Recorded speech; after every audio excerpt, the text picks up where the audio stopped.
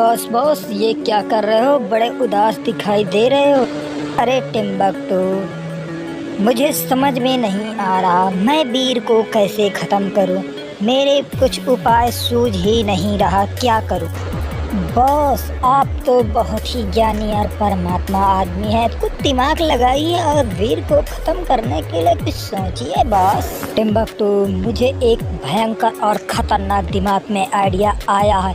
मैं एक ऐसे शैतान को जानता हूँ जिसे जगा करके मैं आऊँ। देखा बॉस, मेरे कहते ही तुम्हारे दिमाग में कुछ आइडिया तुरंत आ ही जाता है। तभी मैड मैक्स बोलता है, टिम्बकटू तुम मेरा को ध्यान रखे रहना। मैं जल्दी से जाता हूँ और उस हवेली पर पहुँचता हूँ जहाँ पर बहुत ही खतरनाक शैतान रहता है और उस शैतान को जगाता हूँ। तभी ये सारी बातें इमली सुन लेती है और टिम्बकटू बहुत तेजी से घबरा जाता है। तभी इमली टिम्बकटू के पास आ जाती है और तभी टिम्बकटू कहता है, अरे इमली, तुम यहाँ पर कैसे आ गई?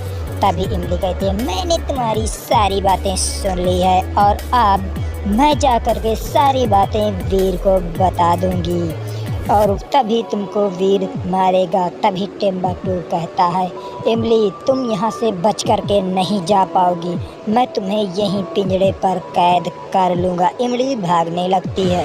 इधर दादाजी बहुत तेजी से उदास हो जाते हैं क्योंकि उसको इमली से कुछ ज़रूरी काम होता है। तभी वो इधर उधर इमली इमली चिल्लाते हुए ढूंढते लगते हैं, लेकिन इमली कहीं पर दिखाई नहीं देती। दादाजी काफ़ी जगह ढूंढते ढूंढते जा रहे थे लेकिन इमली का कोई पता और ठिकाना नहीं चल रहा था। तभी अचानक चलते चलते दादाजी सोचने लगे, चलो वीर से जा कर के पूछता हूँ। तभी वीर सो रहा होता है और दादाजी वीर के पास आ जाते हैं और तभी दादाजी कहते हैं, वीर बेटा जग जाओ, मैं तुम्हें जगा रहा हूँ। तभी वीर जग जाता है और कहता है, क्या हुआ दादाजी, मुझे क्यों जगा दिया? तभी मेरा क्या काम है? तभी दादाजी जग बोलने लगते हैं, अरे वीर, इमली कहीं दिखाई नहीं दे रही, पता नहीं कहाँ चली गई है। तभी कहता है, वीर दादाजी आप टेंशन मत करिए, मैं कहीं ना कहीं से इमली को ढूंढ करके आपके पास लाता हूँ। तभी दादाजी कहते हैं, जल्दी से जाओ और इमली को ढूंढ करके लाओ। तभी वीर तुरंत तैयार हो जाता है और कहता है, ओके दादाजी, मैं जल्दी जाऊंगा और इमली को जल्दी से लेकर के आऊँगा। तभी वीर तुरंत उड़ करके इमली को ढूंढने जाने लगता है लेकिन दादाजी बहुत उदास होते हैं। इधर मैड मैक्स एक सुनसान हवेली पर आ जाता है जहाँ पर उसने एक शैतान को छुपा करके रखा होता है। शैतान तो वो कहता है, यहाँ पर शैतान तो है लेकिन मैं उसे बुलाऊं कैसे? तभी वो मैड मैक्स एक शक्ति मारता और शैतान प्रकट हो जाता है। तभी शैतान गुस्से से बोलता है, अरे मुझे इतना जल्दी क्यों बुलाया? तभी मैड मैक्स कहता है, मैंने तुमको याद किया तभी बुलाया हूँ। तभी शैतान कहता है, बोलो मेरे आका, मेरे लिए क्या काम है? तभी मैड मैक्स कहता है, जल्दी जाओ, मुझे वीर चाहिए क्योंकि वीर को मैं ख़त्म करना चाहता हूँ।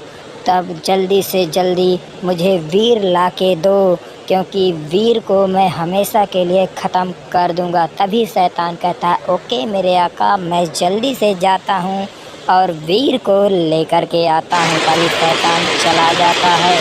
इधर वीर इधर उधर इमली को ढूंढ रहा होता है और चिल्ला रहा होता है, इमली तुम कहाँ हो? कहीं दिखाई ही नहीं दे रही हो।